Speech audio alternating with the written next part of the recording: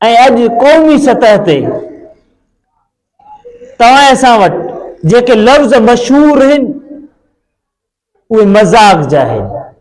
हालांकि तव्हां सां वटि कई लफ़्ज़ हज़ारे लफ़्ज़ डेली ॻाल्हाए वञनि था पिया।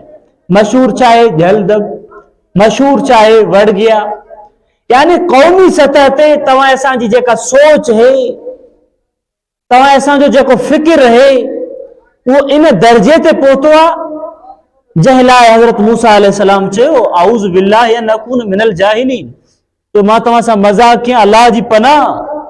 इहो मज़ाक वारो अंदाज़ जाहिलनि वारो आहे। अॼुकल्ह फैशन बणिजी वियो आहे। अॼुकल्ह पज़ीराई उन्हनि लफ़्ज़नि खे मिले थी जिन में मस्कराई हुजे, जिन में टोक टठोल हुजे, वरना हज़ारे जुमला ॻाल्हाए था वञनि। मशहूर उहे ग़लति जुमला थियनि था, भोग वारा जुमला थियनि था। इन मां छा मतिलबु त क़ौमी सतह ते, आम सतह ते, समाजी सतह ते तव्हां असांजी सोच घटिया थी चुकी आहे।